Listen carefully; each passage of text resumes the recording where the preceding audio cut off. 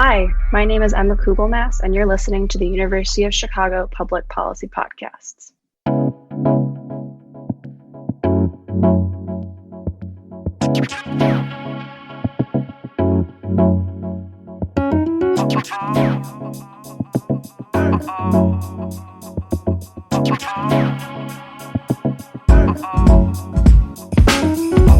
Welcome to the University of Chicago Public Policy Podcasts. My name is Siddhant Wadera, and I'm the production manager for The Main Page, our podcast on policy, politics, and current affairs. For today's episode, Caroline Kobzanski discussed race and education in Chicago with Dr. Lisa Rosen. Two quick notes before we begin. This episode was recorded remotely due to the ongoing COVID-19 pandemic, and some of the questions were re-recorded to improve audio quality. Without further ado, here's Dr. Lisa Rosen.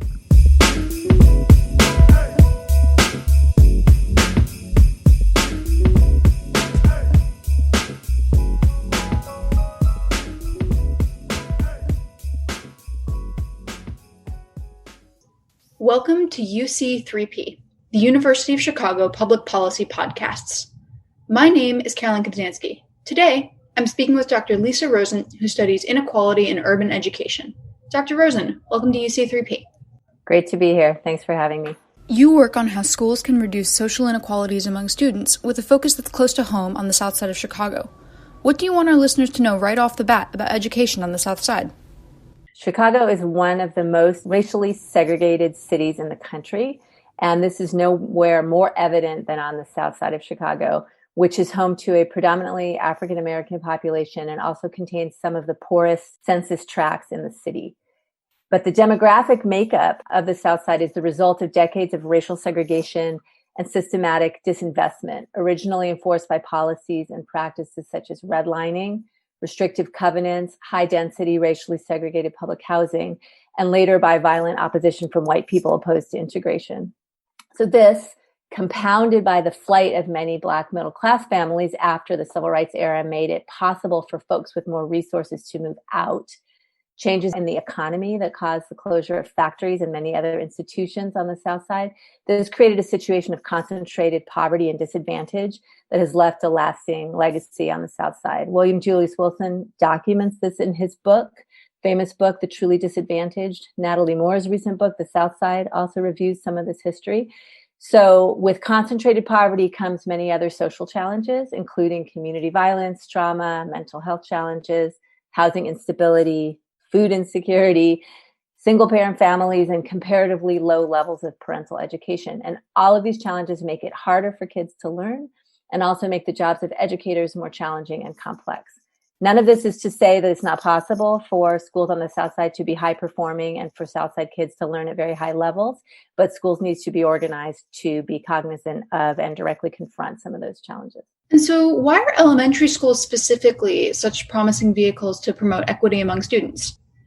There are many reasons. First, we know from research that inequality in educational achievement, specifically this so-called achievement gap between Black and white students, is already evident before children even start school. So this means that the average African American child in CPS is already substantially behind his or her white counterparts in reading and math related skills, such as starting kindergarten, knowing all your letters and numbers, or first grade in this case. Basic phonemic awareness, vocabulary, general knowledge. And the earlier and more aggressively schools can intervene to develop these skills, and the more systematic and targeted the interventions they employ to do so, the better chance kids have of catching up.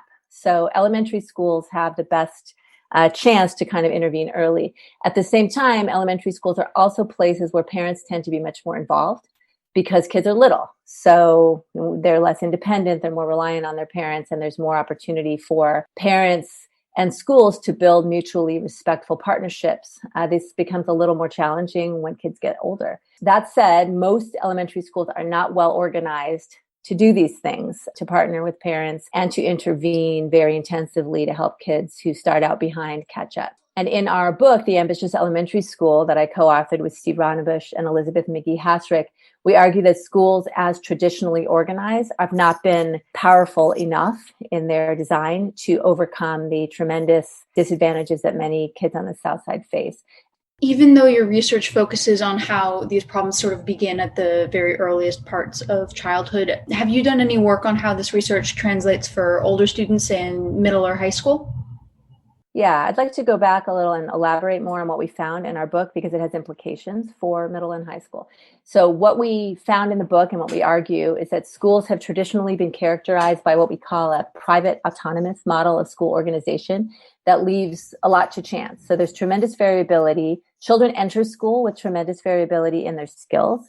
And this is true despite the existence of these average achievement gaps. But even if at the average Black child in Chicago is performing below the average white child, the variation within those groups is much greater than the variation between them. So what that means is that in your average kindergarten class, there'll be kids on the South Side who already know how to read and kids who don't know all their letters. And teachers tend to teach to the lowest common denominator. They're not systematically assessing and differentiating instruction to where kids are at, nor are they communicating with the teacher closely, typically in the grade before or the grade after, nor are they typically coordinating to figure out what kind of supplemental social or academic supports the struggling kids might need. And as a result, kids are kind of at the whim of a sort of one-size-fits-all system where there's not enough collaboration, there's not enough evidence, practice is not sufficiently shared and systematic. And what we found in our study of the University of Chicago Charter School was that the school was organized with a shared systematic model that had a number of key features that could also be, there's also reason to have confidence that they could be applied to middle or high school education as well. First of all, high standards for every child, but differentiated instruction to make sure that they can all achieve at high standards. A shared framework for curriculum in the elementary school in reading and math so that there's a student progress is more sequential and there's more of an effort to make sure that learning early lays a foundation for later learning and that the learning is cumulative.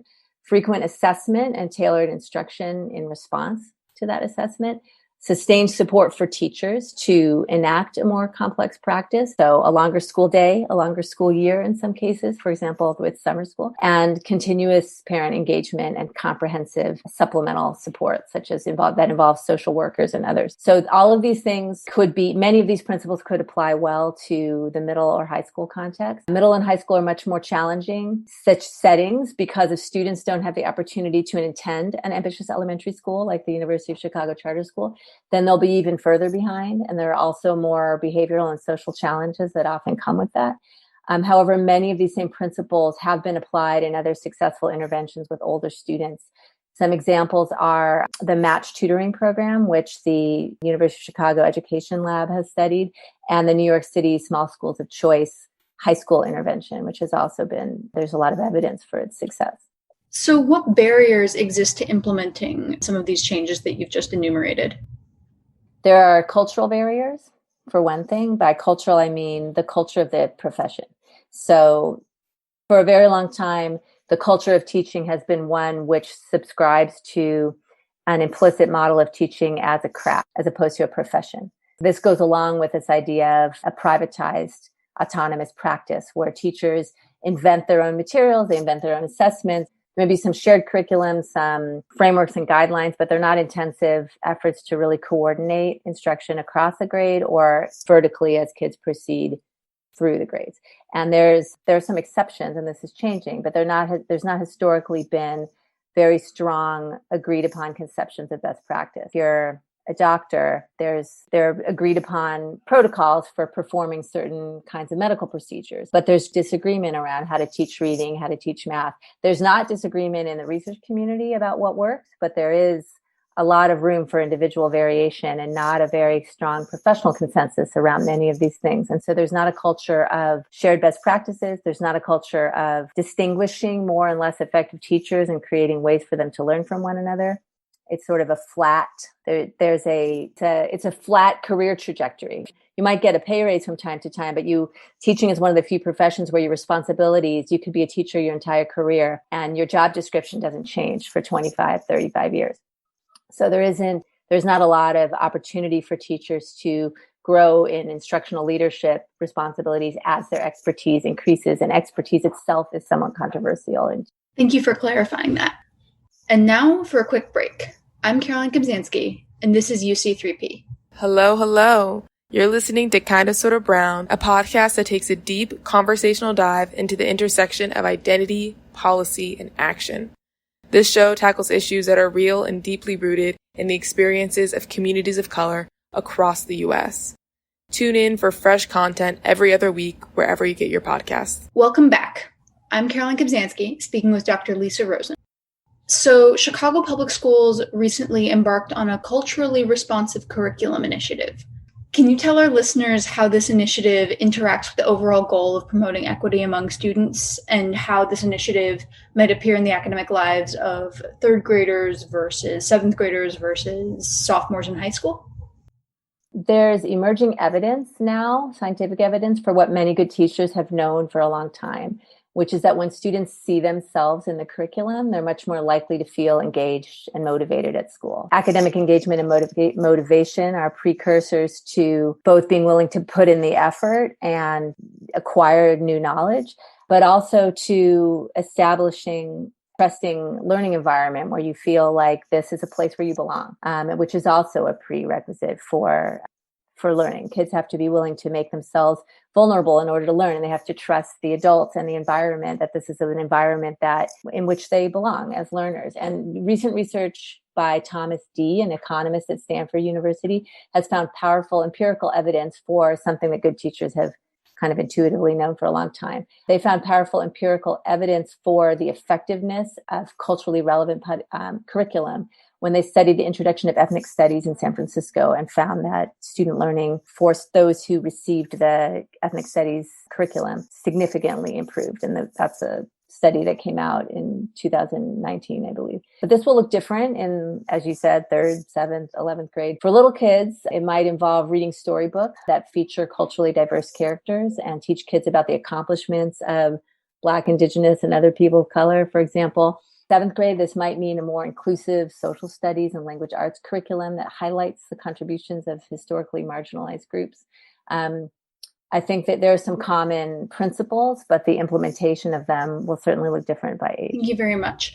And so when I think of how this could look for kids who are being taught this curriculum every day in their schools, I can definitely see how it would factor into, say, like a language arts curriculum or a history course.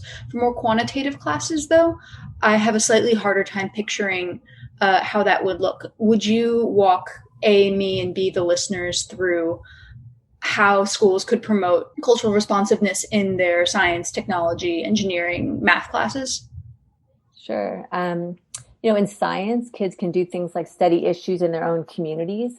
There are certain issues that are very much related to the environmental justice and the unequal exposure to toxins in the environment, for example, that kids in different communities face. So science kids could measure the lead content of soil or water and look at evidence about those kinds of things across the city and how that correlates with racial segregation and who lives where and who gets exposed to those toxins in their soil and water. And so that's project like that is not just culturally relevant, but it's also raises kids' consciousness about the historic, raises questions about how things came to be this way and the legacy of some of the kinds of policies and structural racism that formed the design of the city of Chicago, for example. So, when you're talking about science, some of these ideas of cultural relevance have as much to do with allowing kids interests, concerns, and community goals, their goals for their community drive some of the curriculum so that it's relevant, not necessarily strictly to a narrow conception of ethnic identity, but relevant to their lives and relevant to the communities that they live in, which in Chicago, as I said before, are frequently racially isolated and segregated communities. But in math, they can learn about the accomplishments of African American or Latinx mathematicians. For example, the women in the movie Hidden Figures, whose calculations helped NASA put a man in space. So some of it is background, just creating for students a sense of belonging and understanding of how this discipline is relevant for their lives and how people like them may have contributed to it. So it's not necessarily that they're going to do different math, but that the way in which the topic